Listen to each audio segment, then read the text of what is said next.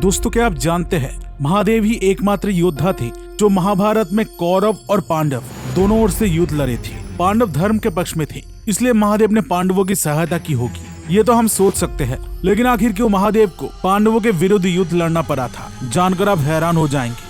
आज की इस वीडियो में इस रात से पर्दा उठाने जा रहा हूँ, लेकिन वीडियो में आगे बढ़ने से पहले इस चैनल को सब्सक्राइब जरूर करें और बेल आइकन दबाना मत भूलें। पहले जानते हैं कैसे महादेव ने कुरुक्षेत्र में पांडवों की सहायता की थी।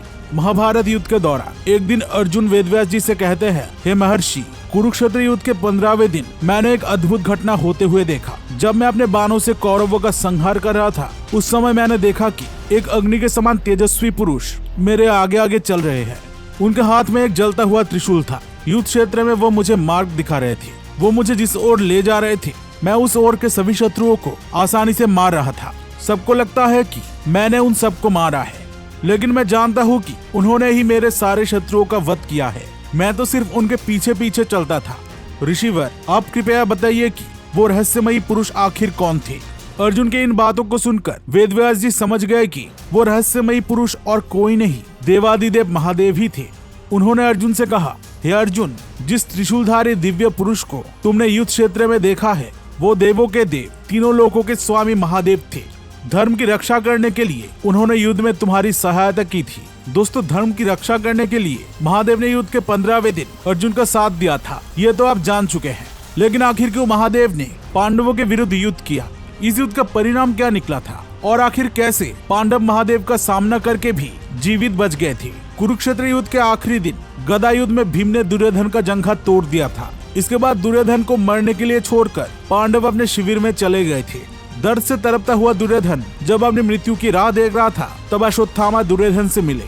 मरने से पहले दुर्योधन ने अश्वत्थामा को सेनापति नियुक्त करके कहा, हे अश्वत्थामा, तुम्हें तो पता है कि कैसे पांडवों ने छल से एक एक करके सभी कौरव महारथियों का वध किया है। तुम्हारे पिता द्रोणाचार्य का वध भी पांडवों ने छल से ही किया।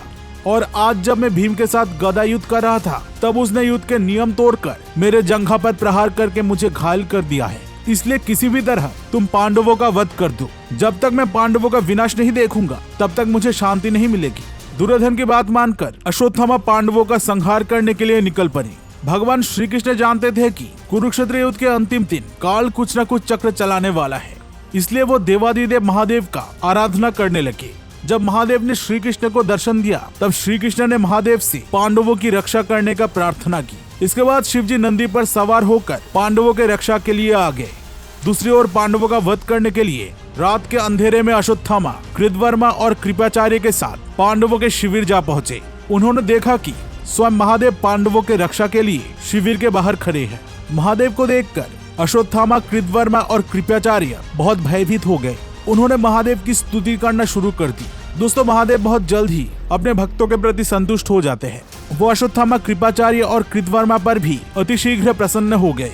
वरदान में उन्होंने अश्वत्थामा को एक तलवार दिया और उन्हें पांडवों के शिविर में जाने की आज्ञा दे दी। इसके बाद अश्वत्थामा ने पांडवों के शिविर में घुसकर पांडवों के 5 पुत्रों का वध कर दिया। अश्वत्थामा को लगा था कि रात के अंधेरे में उसने 5 पांडवों को मार डाला है, लेकिन उसने असल में पांडवों के 5 पुत्रों का वध किया था। जब पांडवों को संदेश मिला कि रात के अंधेरे में अश्वत्थामा ने उनके पुत्रों को मार डाला है, तब वो फूट फूट रोने लगे। इसके बाद उन्होंने अश्वत्थामा को बंदी बना लिया। उन्होंने अश्वत्थामा की दिव्य मणि निकाल ली। भगवान श्री कृष्ण ने अश्वत्थामा को श्राप देते हुए कहा, अश्वत्थामा, तुम्हें मृत्यु की भय नहीं है, इसलिए आज से 5000 सालों तक तुम घायल होकर जंगल में घूमते फिरोगे। तुम मौत के लिए तरसोगे, लेकिन तुम मर नहीं पाओगे।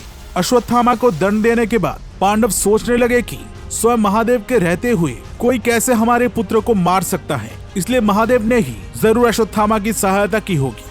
इसके बाद अपने मर्यादा को भूलकर पांडव महादेव को ही युद्ध के लिए ललकारने लगे।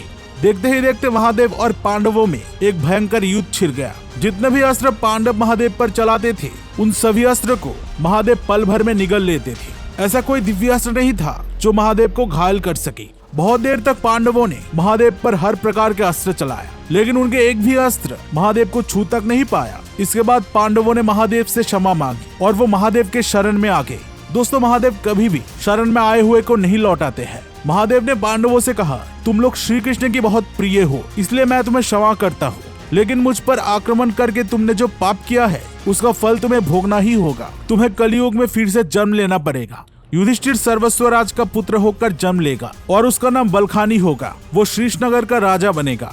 भीम बिरान के नाम से बनारस में राज करेगा। अर्जुन का नाम ब्रह्मानंद होगा। नकुल रत्नाबानों के पुत्र होकर जन्म लेगा और उसका नाम कनेको होगा। सहदेव देव सिंह के रूप में जन्म लेगा। ऐसा कहकर महादेव अदृश्य हो गए। दोस्तों, जो महादेव का स्मरण करते हैं, महादेव उनकी सारी पीड़ा दूर करते हैं। इसलिए कमेंट में हर हर महादेव जरूर लिखिए। वीडियो पसंद आई हो तो इसे जरूर एक लाइक कर दीजिए और चैनल को जल्दी से सब्सक्राइब कर लीजिए।